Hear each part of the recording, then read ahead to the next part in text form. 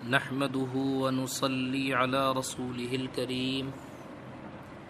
أما بعد فأعوذ بالله من الشيطان الرجيم بسم الله الرحمن الرحيم قال الله تعالى في القرآن المجيد والفرقان الحميد لقد كان لكم في رسول الله أسوة حسنة لمن كان يرجو الله واليوم الآخر وذكر الله كثيرا صدق الله العظيم وصدق رسوله النبي الأمين الكريم ونحن على ذلك لمن الشاهدين والشاكرين والحمد لله رب العالمين۔ محترم معزز عزیزان ملت اسلامیہ، السلام علیکم ورحمۃ اللہ وبرکاتہ۔ خطبہ مسنونہ کے بعد میں نے آپ حضرات کے سامنے سورہ احزاب کی 21ویں آیت پڑھنے کا شرف حاصل کیا۔ اس کا ترجمہ و تشریح کرنے سے قبل آئیے ہم اور آپ مل کر ایک مرتبہ بارگاہ رسالت مآب حضور سید عالم محمد الرسول اللہ صلی اللہ علیہ وسلم میں درود پاک کا نذرانہ پیش کریں۔ پڑھیے اللہم صلی علی سیدنا و شفیعنا و نبینا و مولانا محمد وعلی آلہ و اصحابہ وبارک وسلم صلاۃ و سلام علیک یا رسول۔ حضرات کرام، اللہ تبارک و تعالی اپنے کلام مجید میں ارشاد فرما رہا ہے، لقد کان لکم فی رسول اللہ اسوۃ حسنہ، بے شک تمہارے لیے اللہ کے رسول کی زندگی میں بہترین نمونہ موجود ہے۔ لمن کان یرجو اللہ والیوم الآخر وذکر اللہ کثیرا، اس شخص کے لیے جو اللہ اور آخرت کے دن کی امید رکھتا ہے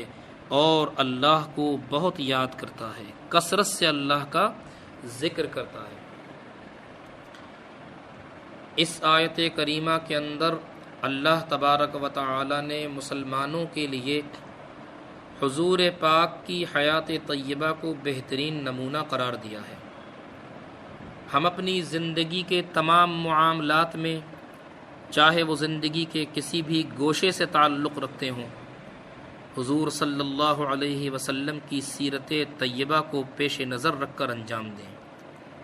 یہاں تک کہ ہمارا کھانا پینا، سونا جاگنا، رہنا سہنا، آنا جانا، ہر کام میں حضور کی زندگی کو نمونہ بنائیں۔ وہ حضرات جنہوں نے حضور کی سیرت کو صحیح معنی میں اپنے لیے نمونہ بنایا، وہ دوسروں کے لیے نمونہ بن گئے، دوسروں کے لیے مثال بن گئے، جن کے لیے اللہ کے رسول صلی اللہ علیہ وسلم نے ارشاد فرمایا، اصحابی کالنجوم بأیہم اقتدیتم اہتدیتم، کہ میرے صحابہ تو ستاروں کی مانند ہیں، تم ان میں سے جن کی بھی اتباع کرو گے ہدایت یاب ہو جاؤ گے۔ تو یہ سرکار نے جو فرمایا، یہ کیوں فرمایا؟ کیونکہ سرکار یہ جانتے ہیں کہ میرے صحابہ میری حیات کو، میری زندگی کو اپنے لیے نمونہ عمل سمجھتے ہیں، اور وہ میری زندگی کے ہر گوشے کو، ہر حصے کو اپنی زندگی میں شامل کرتے ہیں اور اپنی زندگی کو اس کے مطابق ڈھالتے ہیں۔ اب آیت کا خلاصہ یہ ہے کہ سید المرسلین صلی اللہ علیہ وسلم کی سیرت میں پیروی کے لیے بہترین طریقہ موجود ہے، اور جس کا حق یہ ہے کہ اس کی اقتداء اور پیروی کی جائے۔ جیسے غزوہ خندق کے موقع پر جن سنگین حالات کا سامنا تھا کہ کفار عرب اپنی بھرپور افرادی اور حربی قوت کے ساتھ مدینہ منورہ پر حملہ کرنے کے لیے اچانک نکل پڑے تھے، اور ان کے حملے کو پسپا کرنے کے لیے جس تیاری کی ضرورت تھی، اس کے لیے مسلمانوں کے پاس وقت بھی بہت کم تھا، افرادی قوت بھی اس کے مطابق نہ تھی، خوراک کی اتنی قلت ہو گئی کہ کئی دن فاقہ کرنا پڑتا تھا۔ پھر عین وقت پر مدینہ منورہ کے یہودیوں نے دوستی کا معاہدہ بھی توڑ دیا، ان کی غداری کی وجہ سے حالات اور بھی زیادہ سنگین ہو گئے۔ تو ایسے سختی والے ماحول میں اللہ کے رسول صلی اللہ علیہ وسلم نے اپنی کیسی عظیم الشان سیرت پیش فرمائی کہ قدم قدم پر اپنے جانثار صحابہ کرام رضی اللہ تعالی عنہم کے ساتھ موجود ہیں۔ جب خندق کھودنے کا موقع آیا تو اس کی کھدائی میں خود بھی شرکت فرمائی۔ عام طور پر آپ لوگ دیکھتے ہوں گے کہ اگر کسی فوج کا جنرل یا کمانڈر ہوتا ہے یا کسی ملک کا رہنما ہوتا ہے تو وہ خود نہیں کام کرتا، بلکہ وہ اپنے سپاہیوں کو، اپنے کارکنوں کو جو ہے حکم دیتا ہے کہ یہ کام کرو۔ لیکن آپ سرکار کی حیات طیبہ کو دیکھیں کہ صحابہ کرام کے ساتھ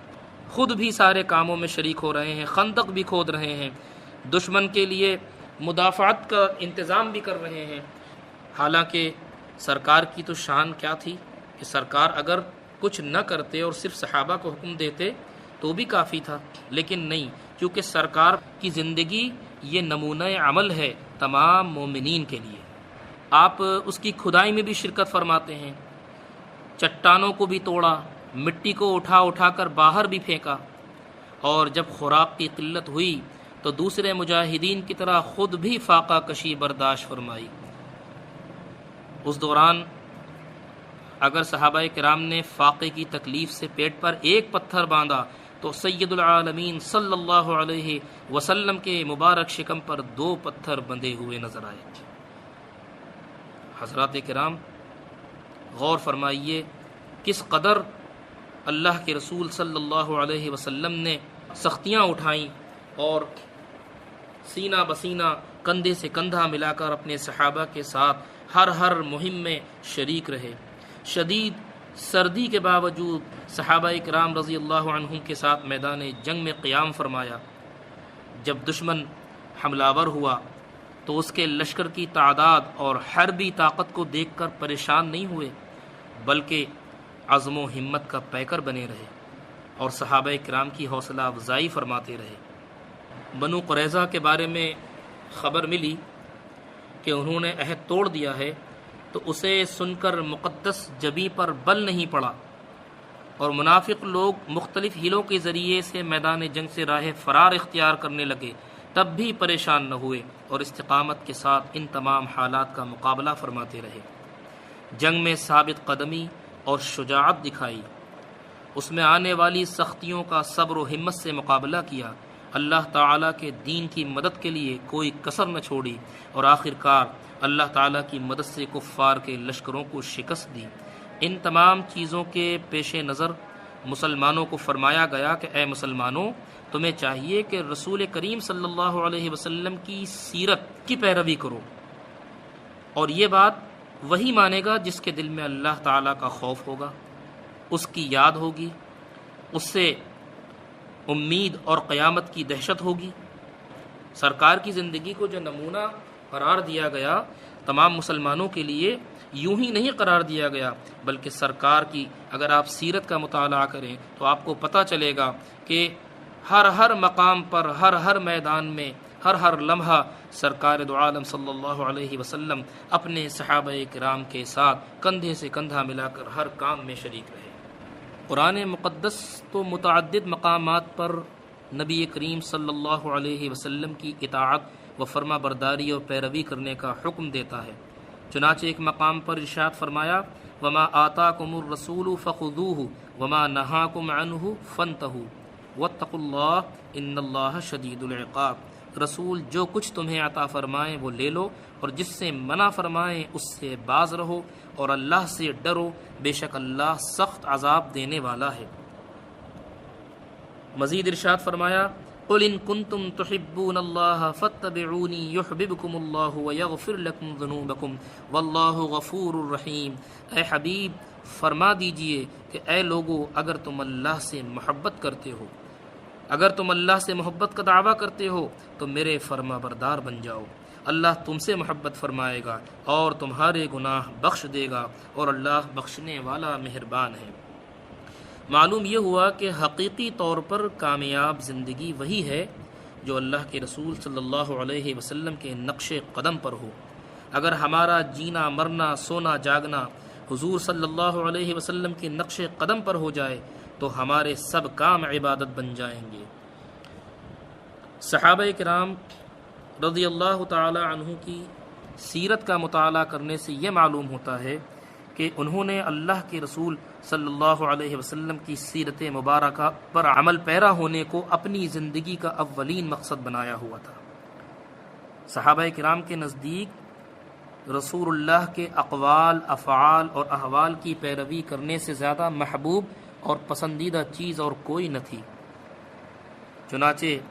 غزوہ احزاب میں اللہ کے رسول صلی اللہ علیہ وسلم نے حضرت حذیفہ رضی اللہ تعالی عنہ کو حکم دیا کہ کفار کی خبر لائیں، لیکن ان سے چھیڑ چھاڑ نہ کریں، ان سے کچھ کہیں نہیں۔ تو انہوں نے آ کر دیکھا ابو سفیان آگ تاپ رہا ہے، کمان میں تیر جوڑ لیا اور نشانہ لگانا چاہا، لیکن اللہ کے رسول صلی اللہ علیہ وسلم کا حکم یاد آ گیا اور رک گئے۔ یعنی ابو سفیان اس وقت ان کے تیر کے نشانے پر تھا، اگر چاہتے تو تیر مار کر اسے قتل کر سکتے تھے، لیکن رسول اکرم صلی اللہ علیہ وسلم کا حکم تھا کہ صرف خبر لے کر آنی ہے اور کچھ نہیں کرنا، ان سے کوئی چھیڑ چھاڑ نہیں کرنی۔ اسی طریقے سے آپ ایک حدیث یہ سماعت فرمائیں، پہلے یہ دستور تھا کہ جب صحابہ کرام رضی اللہ تعالی عنہم سفر جہاد میں کسی منزل پر قیام فرماتے تھے تو وہ جب رکتے تھے تو ادھر ادھر پھیل جایا کرتے تھے۔ ایک بار آپ صلی اللہ علیہ وسلم نے ارشاد فرمایا کہ یہ متفرق ہونا شیطان کا کام ہے، یعنی متفرق نہ ہوا کرو۔ اس کے بعد راوی کہتے ہیں کہ صحابہ کرام رضی اللہ عنہم نے اس حکم کی اس شدت سے پابندی کی، اس شدت سے اس پر عمل کیا کہ جب بھی کسی منزل پر اترتے تھے تو اس قدر سمٹ جاتے تھے کہ اگر ایک چادر تان لی جاتی تو سب کے سب اس کے نیچے آ جاتے۔ سبحان اللہ، کیسی اتباع تھی صحابہ کرام کی ہمارے آقا محمد الرسول اللہ صلی اللہ علیہ وسلم کی۔ حضرت محمد بن اسلم رضی اللہ تعالی عنہ یہ نہایت بڑی عمر کے صحابی تھے، لیکن جب بازار سے پلٹ کر گھر آتے اور چادر اتارنے کے بعد انہیں یاد آتا کہ مسجد نبوی میں نماز نہیں پڑھی ہے تو کہتے کہ خدا کی قسم میں نے اللہ کے رسول صلی اللہ علیہ وسلم کی مسجد میں نماز نہیں پڑھی، حالانکہ حضور اقدس صلی اللہ علیہ وسلم نے ہم سے فرمایا تھا کہ جو شخص مدینے میں آئے تو جب تک اس مسجد میں 2 رکعت نماز نہ پڑھ لے گھر واپس نہ جائے۔ یہ کہہ کر چادر اٹھاتے اور مسجد نبوی میں 2 رکعت نماز پڑھنے کے لیے واپس چلے جاتے۔ سبحان اللہ۔ حضرت حمران بن ابان رضی اللہ عنہ کہتے ہیں کہ ہم حضرت عثمان غنی رضی اللہ عنہ کے پاس تھے، آپ نے پانی منگوا کر وضو کیا اور جب وضو کر کے فارغ ہوئے تو مسکرائے اور فرمایا کیا تم جانتے ہو میں کیوں مسکرایا؟ پھر خود ہی جواب دیتے ہوئے فرمایا کہ جس طرح میں نے وضو کیا اسی طرح اللہ کے رسول صلی اللہ علیہ وسلم نے وضو فرمایا تھا اور سرکار بھی وضو کرنے کے بعد مسکرائے تھے، اس لیے میں بھی مسکرایا ہوں۔ سبحان اللہ، کتنی چھوٹی سے چھوٹی چیز صحابہ کرام اللہ کے رسول صلی اللہ علیہ وسلم کی کس قدر سختی سے فالو کرتے تھے، کس قدر سختی سے اس پر عمل کرتے تھے کہ سرکار نے وضو کرنے کے بعد ایک مسکراہٹ دی تھی، اس مسکراہٹ کی بھی اتباع ہو رہی ہے۔ سچ پوچھئے تو اتباع تو دراصل یہی ہے۔ ہم لوگ تو صرف نام کے مسلمان ہیں اور اتباع رسول دعویٰ ہے ہمارا، لیکن اصل اتباع تو صحابہ کرام کی تھی، اور اگر ہمیں صحیح معنوں میں اتباع کرنی ہے تو ہمیں صحابہ کرام رضی اللہ تعالی عنہم کی زندگی کو بھی مطالعہ کرنا ہوگا۔ حضرت صدیق اکبر رضی اللہ عنہ نے اپنی وفات سے چند گھنٹے پہلے ام المومنین حضرت عائشہ صدیقہ رضی اللہ عنہ سے دریافت کیا کہ رسول اللہ صلی اللہ علیہ وسلم کے کفن میں کتنے کپڑے تھے اور حضور اکرم صلی اللہ علیہ وسلم کی وفات شریف کس دن ہوئی؟ اس سوال کی وجہ یہ تھی کہ حضرت ابو بکر صدیق رضی اللہ عنہ کی آرزو تھی کہ کفن اور یوم وفات میں حضور اکرم صلی اللہ علیہ وسلم کی موافقت ہو، یعنی زندگی میں حضور کی اتباع تو کرتے ہی تھے، وفات میں بھی آپ ہی کی اتباع ہونا چاہیے۔ تو حضرات کرام یہ کچھ روایات تھیں جو صحابہ کرام سے متعلق تھیں، جن سے ہمیں یہ پتہ چلا کہ دراصل اتباع کہتے کسے ہیں اور ہمیں اتباع کرنی کیسے چاہیے۔ اللہ کے رسول صلی اللہ علیہ وسلم کے اگر ہم اخلاق کو دیکھیں تو حضور کی زندگی اس اعتبار سے بھی ایک ایسا بہترین نمونہ نظر آئے گی۔ ایک یہودی سے حضور پاک نے کچھ قرضہ لیا، وہ ایک روز قرضے کے تقاضے کے لیے آتا ہے اور مسجد نبوی کے دروازے پر آ کر بیٹھ جاتا ہے اور کہتا ہے جب تک آپ میرا قرضہ نہیں دیں گے میں یہاں سے نہیں ہٹوں گا، یعنی آپ کا راستہ روک کے بیٹھ جاتا ہے۔ سرکار دو عالم صلی اللہ علیہ وسلم نے ظہر کا وقت ہو گیا تو وہاں ظہر کی نماز پڑھ لی، اب ظہر ادا فرما لی، پھر عصر کا وقت آ گیا تو عصر بھی آپ نے وہیں ادا فرما لی، مغرب بھی ادا فرما لی، یہاں تک کہ عشاء بھی ادا فرما لی۔ وہ راستہ روک کے بیٹھا ہے، راستہ ہی نہیں چھوڑتا۔ صحابہ کرام رضوان اللہ علیہم اجمعین کو غصہ آ رہا تھا، صحابہ کرام اس کو گھور رہے تھے کہ تو نے ہمارے آقا کو یہاں روک کے رکھا ہے۔ حضور نے صحابہ کو سمجھایا کہ اس کو کچھ نہ کہو، یہاں تک کہ فجر کا وقت آ گیا اور فجر پڑھی اور کچھ دن چڑھ کے آ گیا۔ اب جب دن چڑھ آیا، سورج نکل آیا، تو وہ یہودی کہنے لگا اشہد ان لا الہ الا اللہ واشہد ان محمدًا عبدہ ورسولہ۔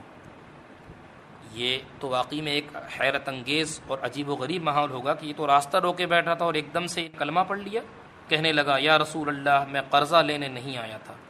بلکہ میں نے توریت میں یہ پڑھا تھا کہ محمد نام کے ایک شخص ہوں گے جو اللہ کے نبی ہوں گے، آخری نبی ہوں گے، جو عبداللہ کے بیٹے ہوں گے اور مدینے کی طرف ہجرت فرمائیں گے،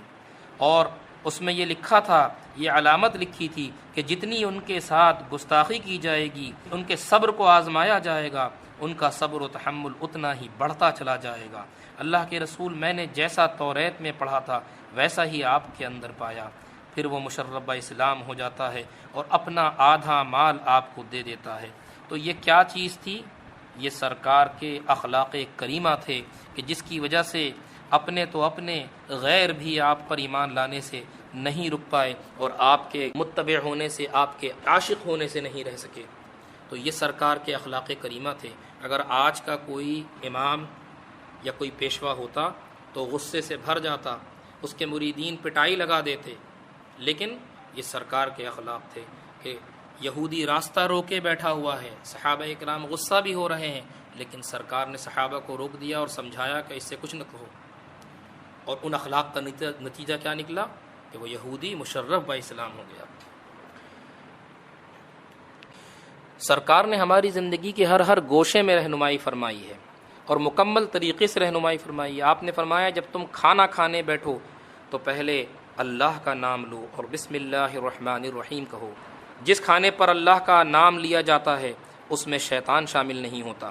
اور جب کھانے سے فارغ ہو تو کہو الحمدللہ الذی اطعمنا وسقانا وجعلنا من المسلمین۔ تمام تعریف ہے اس اللہ کے لیے جس نے ہمیں کھلایا پلایا اور ہمیں مسلمانوں میں سے بنایا۔ اسی طرح جب رات کو بستر پر لیٹو تو اللہ کا نام لے کر لیٹو اور پڑھو اللہم باسمک اموت و احیا، اے اللہ میں تیرے ہی نام سے مر رہا ہوں، تیرے ہی نام سے زندہ ہوں گا۔ اور جب نیند سے بیدار ہو تو پڑھا کرو الحمدللہ الذی احیانا بعد ما اماتنا والیہ النشور، کہ تمام تعریف اس اللہ کے لیے جس نے ہمیں موت کے بعد زندگی بخشی اور ہمیں اسی کی طرف جمع ہونا ہے۔ تو چونکہ نیند جو ہے ایک طریقے کی موت ہی ہوتی ہے، آدمی جب سو جاتا ہے تو بے خبر ہو جاتا ہے، اس کے ہوش و حواس نہیں رہتے، تو اس لیے جب سونے کے لیے لیٹو تب بھی یہ دعا پڑھو۔ ایک دعا بتائی گئی اللہم باسمک اموت و احیا، اور جب نیند سے اٹھو تو یہ دعا پڑھو الحمدللہ الذی احیانا بعد ما اماتنا والیہ النشور۔ اور فرماتے ہیں کہ جب بیت الخلاء جاؤ تو پڑھو اللہم انی اعوذ بک من الخبث والخبائث، اے اللہ میں تیری پناہ چاہتا ہوں خبیث جن سے اور خبیث جنیوں سے۔ اور جب بیت الخلاء سے نکلو تو پڑھو غفرانک، اے اللہ تیری بخشش چاہتا ہوں۔ تو حضرات کرام، سرکار نے زندگی کے ہر گوشے پر رہنمائی فرمائی ہے۔ اب یہ ہماری ذمہ داری ہے کہ ہم سرکار کی زندگی کو اپنے لیے کس طریقے سے نمونہ عمل بنائیں۔ ہمارا فرض یہ ہے کہ ہم ہر چیز میں، اٹھنے بیٹھنے، کھانے پینے، آنے جانے، ہر چیز میں ہم سرکار کی زندگی کو نمونہ عمل بنائیں اور اس پر عمل کریں، کیونکہ سرکار کی زندگی کو نمونہ عمل بنانا ہی ہماری زندگی کی کامیابی ہے۔ ہم نے سنتوں پر عمل کرنا چھوڑ دیا ہے، اس لیے آج ہم ذلیل و رسوا ہیں اور زمانے میں ہماری کوئی قدر نہیں۔ لیکن آج بھی اگر ہم سرکار کی زندگی پر عمل کرنا شروع کر دیں تو ہم پھر سے اپنی وہی عظمت رفتہ کو پالیں گے۔ اللہ تبارک و تعالی سے دعا ہے کہ وہ مجھے اور آپ کو عمل خیر کی توفیق عطا فرمائے، کہنے سننے میں جو غلطی ہوئی ہو اسے معاف فرمائے۔ وما علینا الا البلاغ۔ السلام علیکم ورحمۃ اللہ وبرکاتہ۔